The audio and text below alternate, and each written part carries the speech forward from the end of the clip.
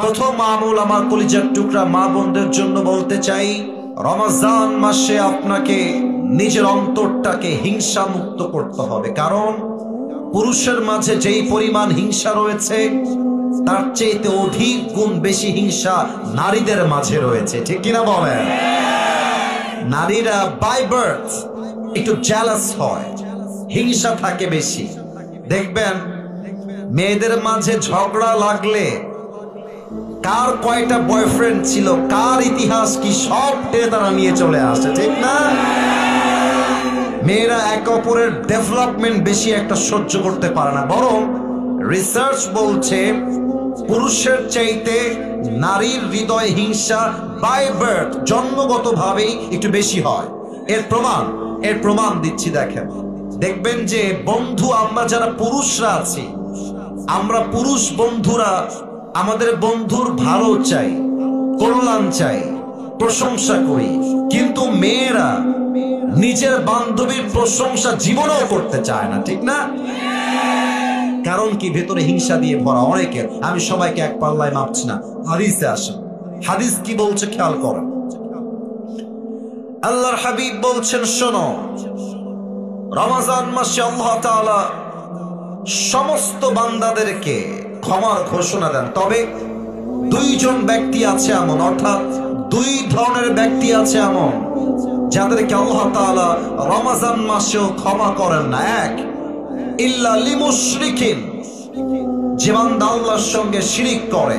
দুই, আও মুসাহিম, যে তার অন্তরে বিদ্বেষ পোষণ করে। অতএব যদি আপনি পুরুষ হয়ে, যদি আপনি নারী হয়ে নিজের অন্তরে বিদ্বেষ পোষণ করেন, হিংসা পোষণ করেন, আপনার একটা রোজাও আল্লাহর কাছে কখনো কবুল হবে?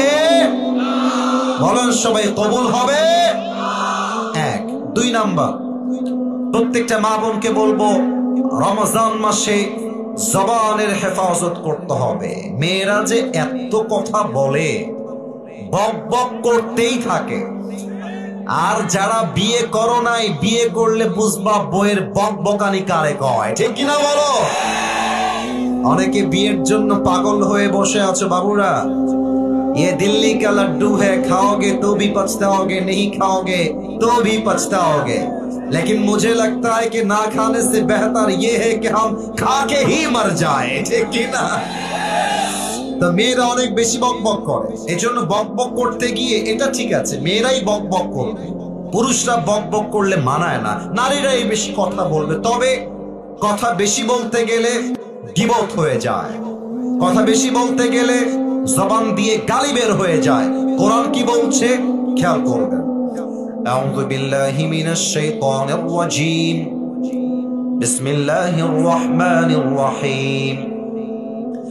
ইয়া আইয়ুহাল্লাযীনা আমানুত্তাকুল্লাহা ওয়া কুলু কওলান সাদীদা। O you who believed, fear your Lord and speak words of appropriate justice.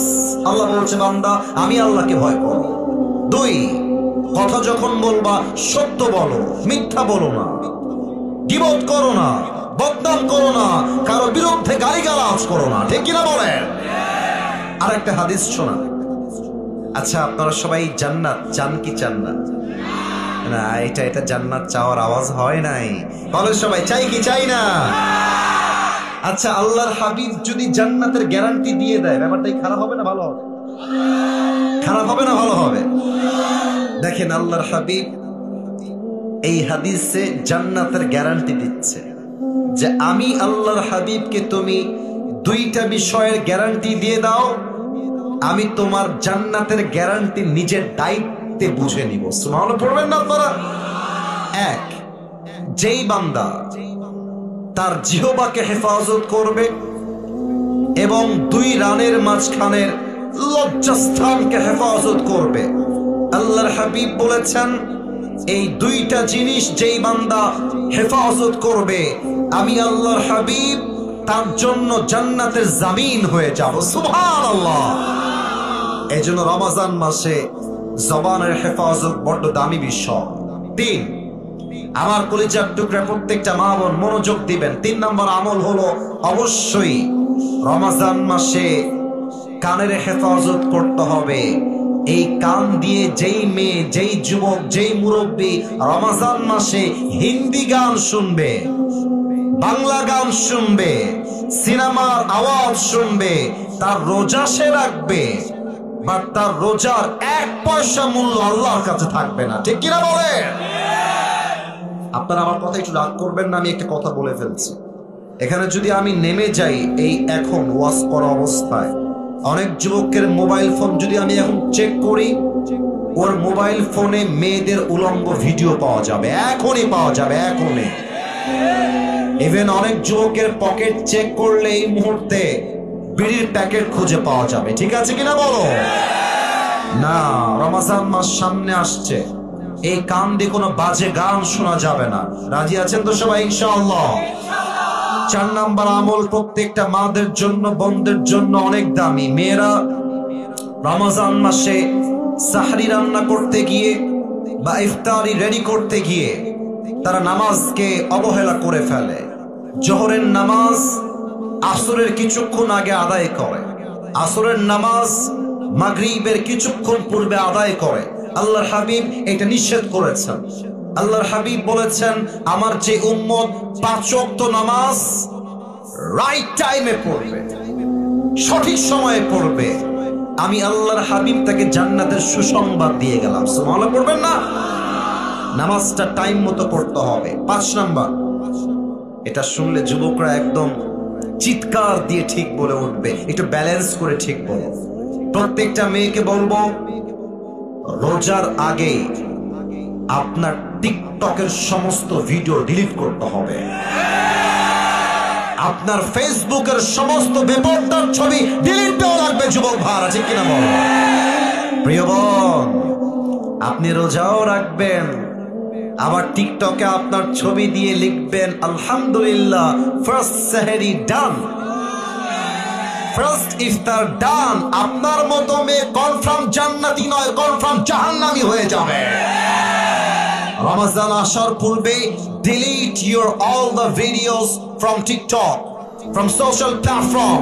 যেই মেয়ে রমজানের রোজা রাখবে এমন অবস্থায় যখন তার ছবি আছে ফেসবুকে, যখন তার উলঙ্গ ভিডিও আছে টিকটকে, যখন তার প্রত্যেকটা ছবি আছে ইনস্টাগ্রামে, মেয়েটা রোজাও রাখবে, যুবকরা তার ছবি দেখে মজাও নিবে। দুইটা প্লাস মাইনাস হয়ে তার রোজার সমস্ত আমল বাতিল হয়ে যাবে। ঠিক কিনা বলে? নিজেকে পর্দায় নিয়ে আসেন রমজান মাসে। আল্লাহ বন্দেরকে তৌফিক দান করো। পরের সবাই আমিন। 6 নম্বর আমল, কলিজার টুকরা প্রিয় বোনেরা, রমজান মাসে অবশ্যই এইটা খেয়াল রাখবেন, আপনার বয়ফ্রেন্ডের সঙ্গে হয় আপনার বিয়ে হবে, না হয় রমজান মাসে বয়ফ্রেন্ডের সঙ্গে আপনার ব্রেকআপ হয়ে যাবে।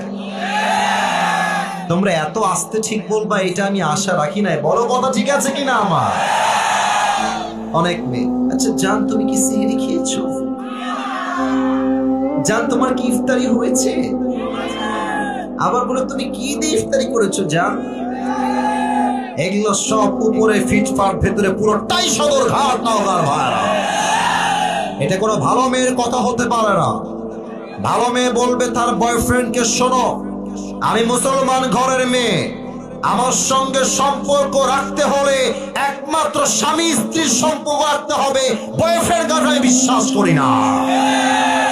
6 নম্বর কথা প্রিয় বোন, break up your relationship in the month of Ramadan or get married very soon। হয় বিয়ে করেন, না হয় ব্রেক আপ করেন, এইটা ছাড়া কোনো অপশন আপনার কাছে নাই। ঠিক কি না? 7 নম্বর আমল, একটু তিতা লাগবে মেয়েদের শুনতে, স্বামীর খেদমত করেন। অনেক মেয়ে রোজা রাখতে রাজি আছে আব্বা জান, অনেক মেয়ে কোরআন তেলাওয়াত করতে রাজি আছে, আর স্বামীর কথা উঠলেই গা খিটমিট করে ওঠে। মানে অনেক মেয়ে সবাইকে সহ্য করতে পারে, স্বামীকে সহ্য করতে পারে না। ঠিক না? দেখবেন যে দোকানদাররাও বড্ড বদমাইশ। মেয়েরা আসলে দোকানে গেলে দোকানদাররা, আসসালামু আলাইকুম আপু, আসেন বসেন, আপনি কি খাবেন আপু বলেন, আমি আপনাকে দিচ্ছি, আপু কি খাবেন বলেন। আর আমরা দোকানে গেলে যদি বলি ভাই 500 না ভাই 300 দেওয়া যায় না, দৌড় মিয়া, কাজ কাম নাই, বের হন। আজিব। আর মেয়েরা এত দুষ্টু, স্বামী কল দিলে হ্যাঁ কি বারবার কল দাও, আমার কি কাজ কাম নাই, আমি রান্না করতে বসেছি, কল করো, বাজে ব্যবহার করে। আর অন্য পুরুষ কল দিলে আসসালামু আলাইকুম ভাইয়া, ভালো আছেন ভাইয়া, ভুলেই তো গেছেন ভাইয়া, কবে আসবেন ভাইয়া আপনি। আমার প্রিয় বোন, রমজান মাসে আউল ফাউল পরকিয়া নয়, একমাত্র স্বামীর জন্য আপনাকে নিবেদিত প্রাণ হয়ে কাজ করতে হবে, ঠিক কিনা? মুরব্বীরা বড্ড খুশি হয়ে গেছে এই কথা শুনে। আল্লাহ আমার চাচি আম্মাদেরকে তৌফিক দান করে, পড়েন সবাই আমিন। 8 নম্বর আমল, রমজান আসলে সারাদিন ফেসবুক স্ক্রল করা যাবে না, সারাদিন ইউটিউবিং করা যাবে না, তেলাওয়াত করতে হবে একটা কিতাব, কিতাবটার নাম মাশাআল্লাহ। পেছনে আওয়াজ খুবই ভালো, আপনাদের আওয়াজ একটু কম পেয়েছি। রমজান মাসে তেলাওয়াত করতে হবে একটা কিতাব, কিতাবটার নাম।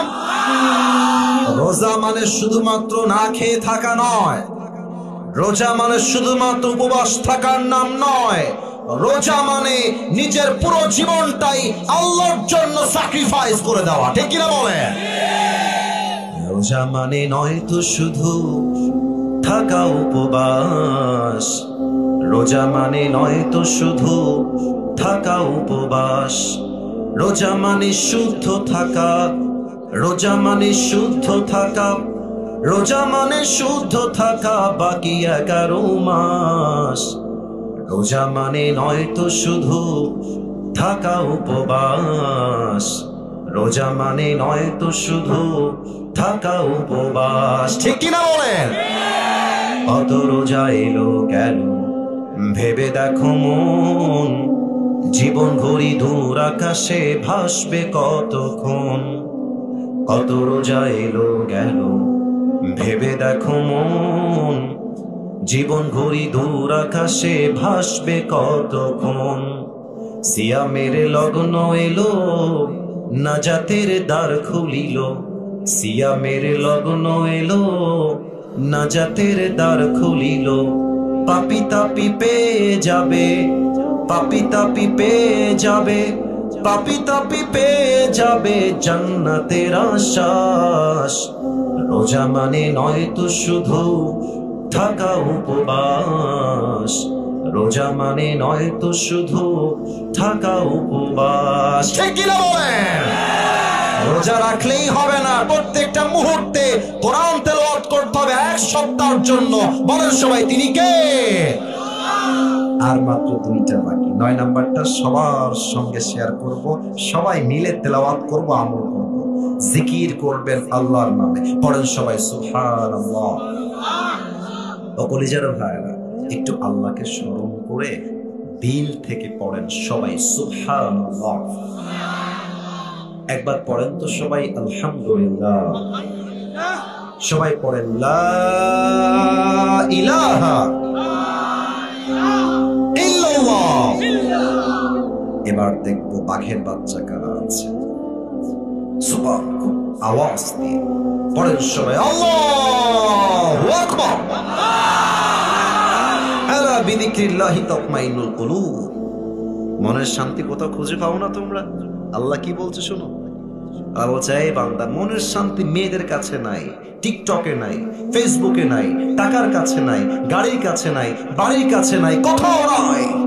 আমার স্মরণ যেই বান্দা করবে, আমি আল্লাহ তার কলিজাকে ঠান্ডা করে দিব শান্তির দ্বারা। সুবহানাল্লাহ। আল্লাহর জিকির বেশি বেশি করবেন। 10 নম্বর আমল বলেই আমি আজকের মূল রমজানের কথা শেষ করছি। আমার কলিজার টুকরা প্রিয় বোনেরা, রমজান মাসে যদি আপনাদের পিরিয়ড হয়ে যায়, 10 নম্বর এই কথা মাথায় রাখবেন। পিরিয়ড হয়ে গেলে নারীদের জন্য রোজাটা আর রাখা যায় না।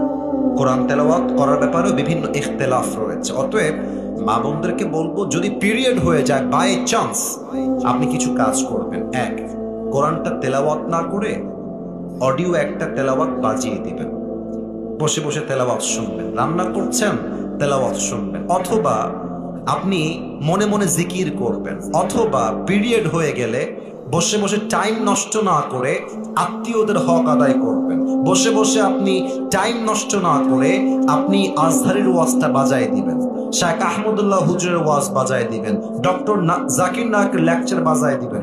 আপনি যত বাজাবেন প্রত্যেকটা মুহূর্তকে আপনার বরকত দ্বারা ভরপুর করে দিবে একজন, তিনি কে? আল্লাহ আমার প্রিয় মা বোনদেরকে কথাগুলো আমল করার তৌফিক দান করুক, আমাদেরকেও আমল করার তৌফিক দান করুক। পড়েন সবাই আমিন।